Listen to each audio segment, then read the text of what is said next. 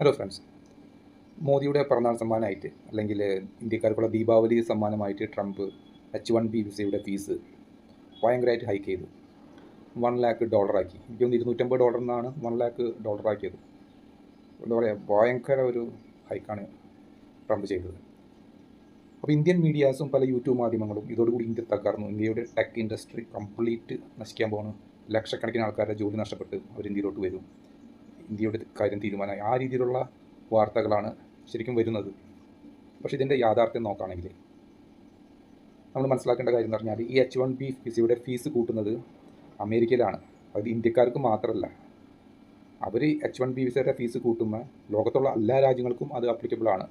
പക്ഷേ ഇത് കൂടുതൽ ഇന്ത്യനെ ഇമ്പാക്റ്റ് ചെയ്യാനുള്ള കാരണം, ഇപ്പോൾ നിലവിൽ H1B വിസ യൂസ് ചെയ്യുന്ന രാജ്യങ്ങളിൽ നമ്പർ 1 ഇന്ത്യയാണ്. 70% ഒരു വർഷം അമേരിക്ക കൊടുക്കുന്ന H1B വിസയുടെ 70% കൊടുക്കുന്നത് ഇന്ത്യക്കാർക്കാണ്. അതുകൊണ്ടാണ് ഇത് ഇന്ത്യയെ കൂടുതൽ ഇമ്പാക്റ്റ് ചെയ്യുന്നത് എന്ന് പറയുന്നത്. പക്ഷേ ഏറ്റവും ഇമ്പോർട്ടൻ്റ് ഉള്ള കാര്യം എന്ന് പറയുന്നത്, നിലവിൽ H1B വിസയിൽ വർക്ക് ചെയ്യുന്ന ആൾക്കാർക്ക് ഇത് ഇമ്പാക്റ്റ് ആവില്ല. കാരണം അവർ ഈ റിന്യൂവലിനൊക്കെ നോർമൽ ഫീ തന്നെ കൊടുത്താൽ മതി. പുതുതായിട്ട് ഈ വർഷം, അതായത് ഈ സെപ്റ്റംബറിന് ശേഷം 22-ാം തീയതിക്ക് ശേഷം അപ്ലൈ ചെയ്യുന്ന പുതിയ വിസ H1B വിസ എടുക്കുന്ന ആൾക്കാർക്ക് മാത്രമായിരിക്കും പുതിയ ഫീസ് അപ്ലിക്കബിൾ ആവുക. നിലവിൽ ഓൾറെഡി വർക്ക് ചെയ്യുന്ന ഇന്ത്യക്കാർക്കോ H1B വിസ വർക്ക് ചെയ്യുന്ന ഒരാൾക്കും ഈ റൂള് ഒരിക്കലും അവരെ പ്രതികൂലമായി ബാധിക്കില്ല. കാരണം അവർ നോർമൽ ഫീ തന്നെ റിന്യൂവലിന് കൊടുത്താൽ മതി. അതുകൊണ്ട് അവരുടെ ജോലിനെ ഒരിക്കലും ഇത് ഇമ്പാക്റ്റ് ചെയ്യില്ല. അവർ ജോലി നഷ്ടപ്പെട്ട് ഇന്ത്യയിലോട്ട് വരേണ്ട ആവശ്യമില്ല. പിന്നെ ഈ $1 lakh എന്ന് പറയുന്നത് ടെമ്പററി ആണ്. അതായത് ഒരു വർഷത്തേക്ക് വേണ്ടി മാത്രമാണ്. അവരൊന്ന് അനലൈസ് ചെയ്യാൻ വേണ്ടിയിട്ട്, അല്ലെങ്കിൽ ഒരു വർഷത്തേക്ക് ഒരു മൈഗ്രേഷൻ ഒന്ന് കുറയ്ക്കാൻ വേണ്ടിയിട്ട്, അങ്ങനെ ടെമ്പററി ആയിട്ടാണ്, അല്ലാണ്ട് പെർമനൻ്റ് ആയിട്ടല്ല. അതൊന്നാമത്തെ കാര്യം. പിന്നെ ചില ടോക്കും പറയുന്നുണ്ട് ഈ $1 lakh ആണെങ്കിലും അത് വൺ ടൈം ആണ്. യൂഷ്വലി ഇയർലി ഫീസ് കൊടുക്കേണ്ടി വരും. ഇത് അങ്ങനെയല്ല. ഈ $1 കൊടുത്തു കഴിഞ്ഞാൽ അത് ലൈഫ് ടൈമാണ്. പിന്നെ റിന്യൂവലിൻ്റെ ആവശ്യമില്ല എന്നും പറയുന്നുണ്ട്. ഇനി അങ്ങനെ ആണെങ്കിൽ തന്നെ, റിന്യൂവൽ ആണെങ്കിൽ പോലും തന്നെ ഇത് ഇന്ത്യയെ അല്ലെങ്കിൽ ഇന്ത്യൻ IT മാർക്കറ്റിനെ വലിയ രീതിയിലൊന്നും ഇമ്പാക്റ്റ് ഉണ്ടാക്കില്ല. കാരണം വർഷങ്ങൾക്ക് മുമ്പ് തന്നെ, എനിക്ക് തോന്നുന്നു കോവിഡിന് മുമ്പ് തന്നെ ഇന്ത്യയിൽ നിന്ന് H1B വിസയിലോട്ട് അമേരിക്കയിലോട്ട് പോകുന്ന ആൾക്കാരുടെ എണ്ണത്തിൽ ഗണ്യമായ കുറവ് വന്നിട്ടുണ്ട്. അപ്പോൾ കോവിഡിൻ്റെ സമയത്തോട് കൂടിയിട്ട് അത് ഓൾമോസ്റ്റ് ഇല്ല എന്ന് തന്നെ പറയാം. പല ഇന്ത്യൻ കമ്പനികളും ഇവിടെ നിന്ന് ഇന്ത്യക്കാരെ H1B വിസ എടുത്തിട്ട് അമേരിക്കയിൽ അയക്കുന്ന പരിപാടി പണ്ടേ തന്നെ സ്റ്റോപ്പ് ചെയ്തതാണ്. കാരണം അതിൻ്റെ ആവശ്യമില്ല. അതിപ്പോൾ ഏതൊരു IT വർക്കാണെങ്കിലും, അതിപ്പോൾ സപ്പോർട്ടാണെങ്കിലും, ഡെവലപ്മെൻ്റ് ആണെങ്കിലും, സൈബർ സെക്യൂരിറ്റി ആണെങ്കിലും, ആർട്ടിഫിഷ്യൽ ഇൻ്റലിജൻസ് ആണെങ്കിലും, ഒരാൾ അമേരിക്കയിൽ പോയിട്ട് വർക്ക് ചെയ്യേണ്ട ആവശ്യമില്ല. എല്ലാ ജോലികളും റിമോട്ട് ആയിട്ട് ഇന്ത്യയിൽ ഇരുന്നുകൊണ്ട് തന്നെ ചെയ്യാൻ പറ്റാവുന്ന കാര്യങ്ങളാണ്.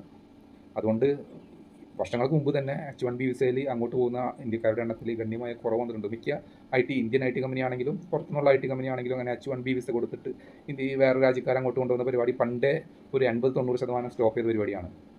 അതുകൊണ്ട് ഇന്ത്യൻ IT ഇൻഡസ്ട്രി ഇത് വലിയ രീതിയിലൊന്നും ഇമ്പാക്റ്റ് ചെയ്യില്ല.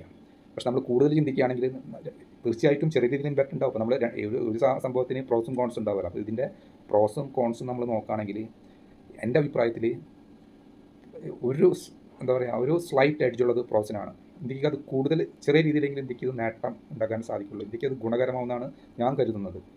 കാരണം ഒരു IT കമ്പനി, അമേരിക്കയിലുള്ള IT കമ്പനി ഇന്ത്യക്കാരെ ഹയർ ചെയ്ത് H1B വിസ കൊടുത്തിട്ട് ഇന്ത്യയിലേക്ക് കൊണ്ടുപോകാനുള്ള കാരണം ചീപ്പ് ലേബർ എന്നുള്ള സംഭവം മാത്രമല്ല. ചീപ്പ് ലേബർ ആണെങ്കിൽ ഇന്ത്യനേക്കാളും ചീപ്പായിട്ടുള്ള ഒരുപാട് കൺട്രീസ് ഉണ്ട്. പാകിസ്ഥാനുണ്ട്, ബംഗ്ലാദേശ് ഉണ്ട്, നേപ്പാളുണ്ട്, അങ്ങനെ ഒരുപാട് കൺട്രീസ് ഉണ്ട്. അപ്പോൾ ഇന്ത്യക്കാരെടുക്കാനുള്ള ചീപ്പ് മാത്രമല്ല, ചീപ്പും അതോടൊപ്പം ടാലൻറ്റും കൂടി വേണം. ഇന്ത്യക്കാരെ ആ കമ്പനിക്കാരെ എടുക്കാനുള്ള main reason cheap with talent, value for money. അപ്പോൾ ഇന്ത്യക്കാരെ എടുത്തു കഴിഞ്ഞാൽ ഓക്കെ, ഓഫ് കോഴ്സ് ചീപ്പ് ലേബറാണ്. സെക്കൻഡ്, ടാലൻ്റ് ഉണ്ട്.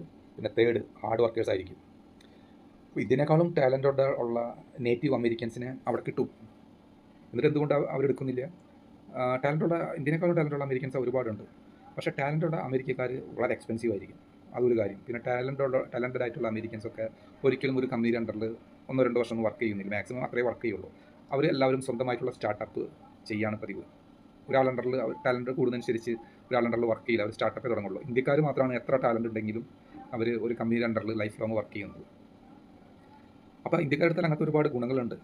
അപ്പോൾ ഈ ഒരു ടാലൻ്റഡ് ആയിട്ടുള്ള, ചീപ്പായിട്ടുള്ള, ഹാർഡ് വർക്കേഴ്സ് ആയിട്ടുള്ള ഒരു ആൾക്കാരെ, റിസോഴ്സിനെ കിട്ടാതാവുമ്പോൾ, ഇപ്പോൾ വർഷങ്ങൾക്ക് മുമ്പ് തന്നെ പല ലാർജ് സ്കെയിൽ കമ്പനീസും ഇന്ത്യയിൽ വന്നിട്ട് അവരുടെ സപ്പോർട്ടിംഗ് സെൻറ്റർ സ്റ്റാർട്ട് ചെയ്തിട്ടുണ്ട്. ഒരുപാട് കമ്പനികൾ ഇന്ത്യയിൽ വന്നിട്ട് ഓപ്പൺ ആയിട്ടുണ്ട്.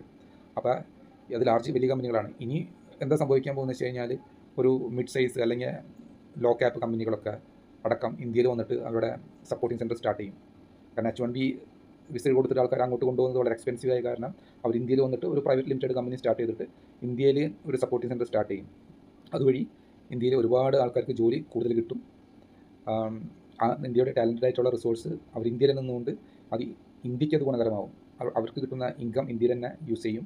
അപ്പോൾ നമ്മുടെ നാട്ടിൽ ഇൻകം ടാക്സ് കൂടും, ഗവൺമെൻറ് ഇൻകം ടാക്സ് കൂടും, നമ്മുടെ ഇന്ത്യയിൽ ജോലി കൂടും, ജോബ് ഓപ്പർച്യൂണിറ്റി കൂടും. പിന്നെ ഈ കമ്പനീസ് ലൊക്കേറ്റ് ചെയ്യുന്ന സിറ്റികൾ ഡെവലപ്പ് ആവും. അങ്ങനെ മൊത്തത്തിൽ നോക്കുകയാണെങ്കിൽ ഒരു ലോങ് ടേം ഒന്നും വേണ്ട, ഒരു മീഡിയം ടൈമിൽ തന്നെ ഇത് ഈ ഒരു ഡിസിഷൻ ഇപ്പോൾ ഈ ട്രംപ് $1 lakh അത് പെർമനൻ്റ് ആയിട്ട് ഇംപ്ലിമെൻറ്റ് ചെയ്താൽ പോലും അതെനിക്ക് തോന്നുന്നത് അടുത്തൊരു രണ്ട് വർഷം മുതൽ തന്നെ നമുക്കതിൻ്റെ ഇമ്പാക്റ്റ് കാണാൻ തുടങ്ങും. ഇന്ത്യയിൽ ഒരുപാട് കമ്പനീസ്, അമേരിക്കൻ കമ്പനീസ് സ്റ്റാർട്ട് ചെയ്യും, ഒരുപാട് ജോബ് ഓപ്പർച്യൂണിറ്റി കൂടാനുള്ള ചാൻസ് ഉണ്ട്. അതുകൊണ്ട് എൻ്റെ പേഴ്സണൽ ഒപ്പീനിയൻ ഇത് ഇന്ത്യക്ക് വളരെ ഗുണകരമായിട്ട് ഭവിക്കുമെന്നാണ്.